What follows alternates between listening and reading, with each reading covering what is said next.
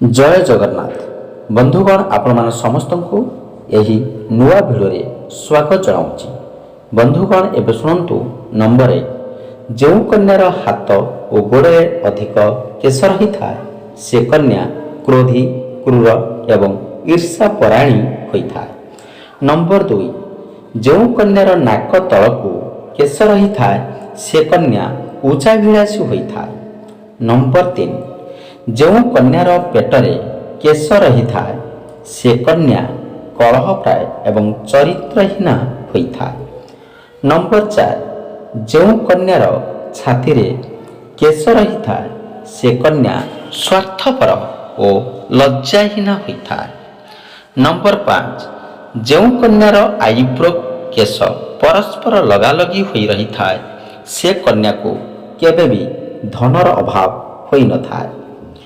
Number 6 जो कन्यार आखि पलकरे छोट और कला केश होता है से कन्या सौभाग्यशाली होता है। नंबर 7 जो कन्यार केश लंबा और घन होता है से कन्या सौभाग्यवती होता है। नंबर 8 जो लोकंकर डाहण पादरे तिल चिन्ह था से ज्ञानबोध और धर्मपरायण होता है। बंधुगण नंबर 9 कान मध्य जो लोकर कला जाई रही था से लोक सुख संपद प्राय करिथा। नंबर 10 जो लोक बाम बक्षरे कला जाइथिले से लोक गर्वी होता है एवं परधन प्राप्ति करिथा। नंबर 11 डाहण हाथ कहुणी उपरे कला जाइथिले से लोक खराब कार्य मन बड़ाए थाए। नंबर 12 जो लोक को बाम हाथ कहुणी तले कला जाए से बहुभाषी हुए और सुख भोग करिथाए।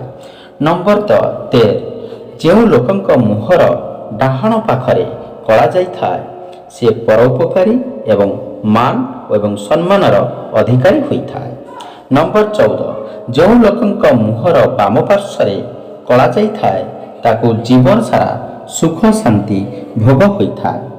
नंबर 15 बिजुली पत्र को पानी रे भल भाव सिजाई से पानी को मुंडरे लगाइले मुंडरू चुटी उपुड़िबा बंद हुए। नंबर 16 उषुम पानी रे महू एवं लेंबू रस मिसाई पीले काश और छिंकरू रक्षा मिले। बंधुगण एवं शुणु उषुम क्षीर रे 1 चामच हलदी मिसाई पीले काश और छिंक दूर होता है। बंधुगण ये पर्यंत आपण माने जदि वीडियो को लाइक करना प्लीज वीडियो को लाइक करंतु। चैनल रे नुआ थे चैनल को सब्सक्राइब कर रखंतु। सोइला बेले काश और छिंक हेले मुंड तले तकिया दे सोइले किछि परिमाण रे कमी जाई था। नंबर 19 केबे भी काहारी को सीधा हाथ रे लुण दियंतु नहीं यह द्वारा झगड़ा लगी था। नंबर 20 प्रत्येक दिन पानी रे लुण पकाई घर पोछिले भाग्य रे परिवर्तन होई सौभाग्य आनी था। नंबर 21 टिके लुण नहीं मुंड चारिपटे बुलाई बाहर को फिंगी देले अशुभ दृष्टि कटि जाए। बंधुगण मन रखंतु यह कले आपण मानकर मंगल हेब। नंबर 22 सप्ताह को थरुटिए मिश्री युक्त खीरी परिवार समस्ते एकाठी खाइले लक्ष्मी प्रसन्न होइथांती। नंबर 23 जदि आपणकर घरे कौनसी कार्य होई पारु न थाए तेबे पाइखाना रे गोटिए मुठा लुण सबुदिने पकांतु। नंबर 24 जदि कौनसी शुभ कार्य घरू बाहरुचंती तेबे गोटिए लेंबू रे 4टी लवंग पोती सांगरे नेकी गले शुभ होता है। नंबर 25 जदि आपनकर कौनसी काम होई पारु न थाए किंबा अटकु थाए तेबे गाई कानरे कहि दियंतु निश्चय हेब। नंबर 26 गर्भावस्था समय रे चावल रे हळदी मिसाई घर भितरे पकाइले समस्त अशुभ शक्ति दूर हुए।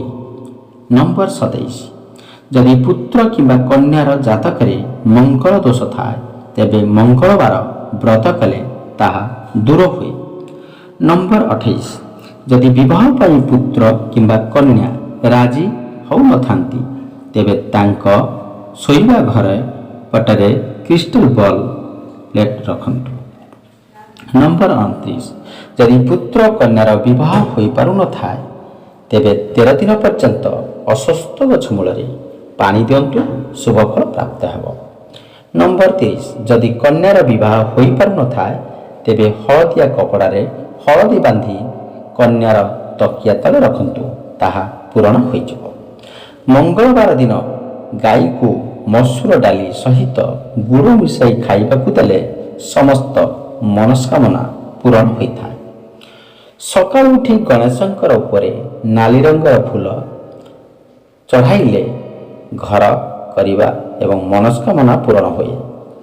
ଘରର ଛାତ ଉପରେ ଦକ୍ଷିଣ ପୂର୍ବ କୋଣରେ ପକ୍ଷୀମାନଙ୍କ ପାଇଁ ପିଇବା ପାଣି ରଖିଲେ ପରିବାରର ଆୟ ବୃଦ୍ଧି ହୁଏ। ସକାଳୁ ଉଷୁମ ପାଣି 1 ଚାମଚ ଗୁଆ ଘିଅ ମିଶାଇ ପିଇଲେ ମନ ସତେଜ ରହିବା ସହିତ ଶରୀର ଚମକ ମଧ୍ୟ ଆସେ। ବାଦାମ ମିଶ୍ରି ଏବଂ ମଧୁରୀକୁ ଗୁଣ୍ଡ କରି ରାତିରେ ଖାଇବା ପୂର୍ବରୁ 2 ଚାମଚ ଉଷୁମ ପାଣିରେ ଖାଇଲେ ସ୍ମରଣ ଶକ୍ତି ବୃଦ୍ଧି ହୋଇଥାଏ। ନମ୍ବର 36 ଯଦି ପିଲାଙ୍କ ମନ ପାଠରେ ଲାଗୁନଥାଏ ତେବେ ପୂର୍ବ ଦିଗକୁ ମୁହଁ କରି ପାଠ ପଢ଼ିଲେ ପାଠରେ ମନ ଲାଗିଥାଏ। ନମ୍ବର 37 ପିଲାଙ୍କୁ ପଢ଼ିବା ଘରେ ଶୁଦ୍ଧ ଘିଅ ଦୀପ ଲଗାଇଲେ ଏବଂ ସରସ୍ୱତୀ ଯନ୍ତ୍ର ରଖିଲେ ପିଲାଙ୍କୁ ପାଠରେ ମନ ଲାଗିଥାଏ ଏବଂ ବିଦ୍ୟାବୁଦ୍ଧି ବିକଶିତ ହୁଏ। ନମ୍ବର 38 ଶୋଇବା ଶେଯରେ ବସି ନିଦ୍ରା ଯିବା ଉଚିତ ନୁହେଁ ଏବଂ ସନ୍ଧ୍ୟା ସମୟରେ ଶୋଇବା ଦ୍ୱାରା ଅଶୁଭ ଏବଂ ଅମଙ୍ଗଳକାରୀ ହୋଇଥାଏ। ନମ୍ବର 39 ଶୋଇବା ସମୟରେ କେବେ ବି ମସ୍ତକ କିମ୍ବା ପାଦ ଆଡ଼କୁ ଆଲୋକ ପଡ଼ିବା ଉଚିତ ନୁହେଁ ଏବଂ କାନ୍ଥଠାରୁ 3 ହାତର ଦୂରତା ଛାଡ଼ି ଶୋଇବା ଦ୍ୱାରା ମଙ୍ଗଳକାରୀ ହୋଇଥାଏ। ନମ୍ବର 40 ଉତ୍ତର ଦିଗକୁ କେବେ ବି ମୁଣ୍ଡ କରି ଶୋଇବା ଉଚିତ ନୁହେଁ, ଏହା ଅଶୁଭ ହୋଇଥାଏ ଏବଂ ମସ୍ତିଷ୍କକୁ ରକ୍ତ ସଞ୍ଚାଳନ କମ୍ ହେବା ସହିତ ସ୍ମୃତିଭ୍ରମ ହେବାର ସମ୍ଭାବନା ଦେଖାଦେଇଥାଏ। ନମ୍ବର 41 ପ୍ରତ୍ୟେକ ଦିନ ରାତି 10ଟାରେ ବାମପଟ ମାଡ଼ି ଶୋଇବା ଉଚିତ ଏବଂ ରାତି 4ଟାରେ ଉଠିବା ଅଭ୍ୟାସ କରିବା ଦ୍ୱାରା ଅତ୍ୟନ୍ତ